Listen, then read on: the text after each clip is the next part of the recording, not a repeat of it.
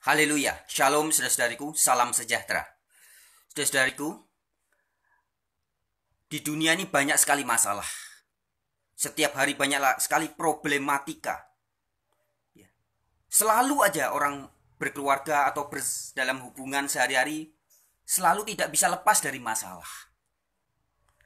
Jika seorang memiliki suami atau istri memiliki pasangan yang baik, sudah bagus, pekerjaannya bagus, tiba-tiba anaknya memiliki masalah. Pasangannya baik, pekerjaan baik, anaknya bagus, tiba-tiba ada lagi masalah lain. Selalu ada saja masalah. Kalau bukan keuangan, masalah hubungan. Kalau bukan hubungan, masalah pekerjaan. Bukan pekerjaan, masalah kesehatan. Selalu saja ada masalah. Tidak ada yang mulus dan semuanya baik-baik saja. Mengapa saudara-saudariku? Pesan dari pemilik alam semesta ini, yaitu Tuhan, yang tertulis di dalam Alkitab mengatakan kepada kita. Di dalam Efesus 5 ayat yang ke-16 sudah diingatkan. Pergunakanlah waktu yang ada. Karena hari-hari ini adalah jahat. Jadi dunia ini jahat, saudara-saudari. Siapa yang bilang?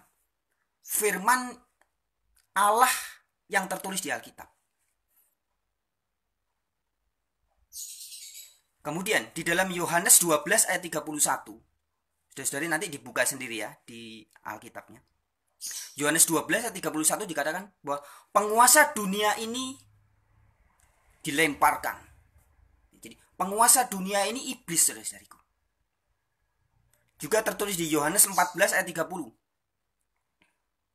Yesus mengatakan, penguasa dunia ini tidak berkuasa atasku. Siapa penguasa dunia yang dimaksud oleh Yesus? Dialah iblis. Yohanes 16 ayat 11 juga dikatakan, penguasa dunia ini sudah mulai dihukum. Kemudian, di 1 Yohanes 5 ayat 19. Ini bagus sekali ayatnya, saudara-saudari, nanti buka betul ya, dibaca sendiri ya. 1 Yohanes 5 ayat 19 dikatakan, seluruh dunia berada di bawah kuasa iblis atau si jahat. Jadi mengapa dunia selalu penuh masalah? Sekarang dunia lagi diserang oleh corona. Nanti setelah selesai corona ada lagi. Tidak selesai masalah. Selalu hari ini selesai, besok ada lagi. Besok selesai, ada lagi. Mengapa? Di rumah tangga, di keluarga, di pertemanan, di pekerjaan, selalu penuh masalah. 1 Yohanes 5 ayat 19. Ada tertulis, seluruh dunia berada di bawah kuasa iblis. Iblis kita tahu dia adalah, menurut Alkitab dia adalah biang kerok segala permasalahan. Segala tipu, segala hoax, segala kebohongan itu sumbernya dari iblis. Orang bisa tersinggung, orang bisa saling hujat, saling benci, main drama, pura-pura, semua itu adalah hasil karya iblis. Itu sebabnya bumi ini penuh dengan masalah. Juga di 2 Korintus 4 ayat 4. Orang-orang yang dibutakan oleh ilah zaman ini. Siapa ilah atau allahnya zaman ini? Iblis. Tuhannya dunia ini adalah iblis. Itu saudara-saudariku, sebabnya selalu penuh masalah. Nah, kita dari kecil, kita lahir di dunia ini hidup dalam sebuah matriks, ya, sebuah matriks dunia yang memang sudah dikuasai oleh iblis. Ada banyak contohnya, tapi pada kesempatan ini saya ingin berikan satu contoh. Saudariku, sejak kita lahir, bayi ngek, terus mulai berumur 2-3 tahun, kita sudah masuk dalam sebuah sistem dunia yang sadar atau tidak sadar, kita berada di bawah kuasa iblis. Baik lewat keluarga, lewat teman, lewat orang tua, kita mulai dimasukkan doktrin-doktrin yang kita tidak sadar bahwa semua ini adalah ajaran iblis. Satu contoh, anak masih kecil, masih 2-3 tahun diajarin oleh orang tuanya. Orang tuanya ya juga tidak salah. Sebenarnya tidak salah. Ya, tapi menjadi salah karena dia tahu juga dari orang tuanya, tahu dari nenek, kakeknya, dan turun-temurun. Contohnya begini. Hai anakku yang cantik, ini tangan milikmu. Ih, kamu cantik sekali, anak mama ganteng banget. Aduh, hidungmu bagus ya. Terus dikasih mainan, ini punyamu, ini milikmu, ini punyamu, ini mamamu, ini papamu, ini punyamu, ini milikmu. Kemudian dia mulai kanak-kanak umur 5-6 tahun dikasih tahu, ini punyamu loh ya, itu punyanya dia, ini punyamu, ini milikmu, milikmu, milikmu, milikmu, milikmu. Dan setelah masuk di dalam lingkungan sekolah, TK atau SD atau SMP, juga dididik hal yang sama. Kita dididik untuk memiliki. Dan diajari, nanti kalau kamu sudah besar, kamu harus jadi orang sukses. Kamu harus punya ini, punya ini, punya itu. Memiliki ini, memiliki ini, memiliki ini, memiliki ini, punya ini, punya ini, punya ini, punya itu, memiliki ini, punya ini, punya ini, punya. Sehingga sadar tidak sadar, sejak kecil ego manusia sudah ditanamkan. Kita diajarkan menjadi manusia-manusia yang egois. Yang harus memiliki. Dari kecil diajarin. Hidup itu keras. Dunia itu susah.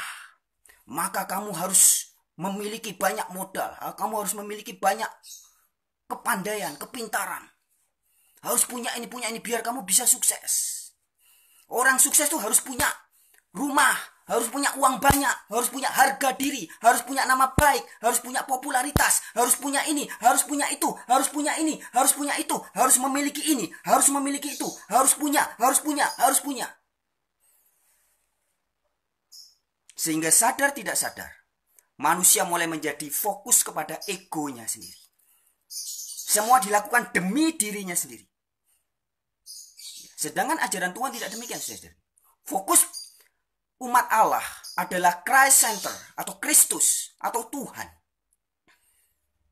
Tapi dunia yang jahat ini mengajari kita untuk kita fokus kepada diri kita sendiri. Anak-anak SD atau anak-anak TK aja misalkan. Mulai masuk TK sudah diajarin untuk bersaing. Pinter-pinteran. Kalau firman Tuhan mengatakan, kasihlah sesamamu manusia seperti dirimu sendiri. Berilah, membagi, memberi. Itu ajaran Tuhan. Itu ajaran pencipta manusia. Kita disuruh memberi, berbagi. Tapi dunia yang jahat ini, yang di dalam 1 Yohanes 5 ayat 19 dikatakan, seluruh dunia di bawah kuasa iblis. Ilah zaman ini, yang di dalam 2 Korintus 4 ayat 4 dikatakan, ilah zaman ini, Tuhan zaman ini adalah iblis. Sehingga dari TK, dari kecil, masih anak yang unyu-unyu, sudah diajarin apa? Bersaing. Sekolah untuk bersaing dengan teman-temannya. Bersaing. Pinter-pinteran. Bahkan dulu waktu saya masih sekolah, masih SD itu, saya dulu sekolah di sekolah Katolik ya. Kalau sudah ulangan, wah di sampingnya harus dikasih tas koper. Tidak boleh saling contek-contekan, harus pinter-pinteran. Kemudian saya dulu sering juara, saudara-saudari. Juara 3, juara 2, juara 1. Wah, yang juara tuh dianggap hebat, pinter. Yang nggak juara dianggap bodoh. Sehingga dalam dunia pendidikan, sadar tidak sadar, mental manusia dirusak. Yang pinter bersaing dianggap hebat, dianggap lebih tinggi. Mana ada sekolah yang mengajarkan berbagi? Kalau sekolah itu mengikuti firman Tuhan, harusnya diajarin berbagi. Anak TK, anak SD masuk sekolah harusnya berbagi. Yang pinter fisika fokus di pelajaran fisika, tidak perlu bersaing dengan yang pinter matematika. Yang pinter bahasa, ya fokusnya di bahasa, berbagi. Yang suka masak, yang suka komputer, yang suka elektronik. Karena setiap manusia itu unik, saudara-saudariku. Mungkin di antara saudara-saudari ada yang namanya Sinta. Ya. Orang namanya Sinta di seluruh dunia ini ada miliaran, saudara-saudariku. Tapi Sinta yang seperti Anda itu cuma satu toktil. Sebelum Sinta yang satu itu lahir, sebelumnya tidak pernah ada.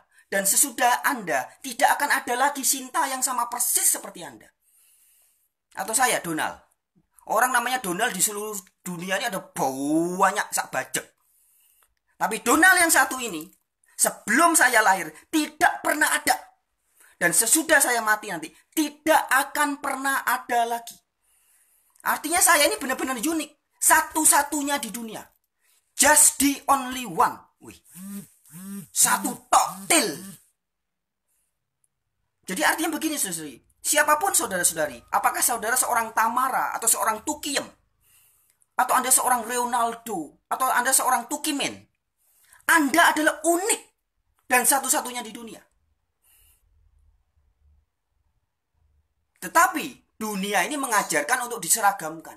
Manusia harus dari TK dan SD ya, masih kecil sudah diajari. Orang harus sama.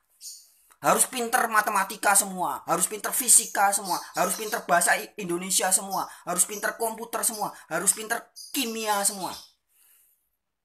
Kemudian yang tidak bisa dianggap bodoh. Dirusak mentalnya, saudara-saudari.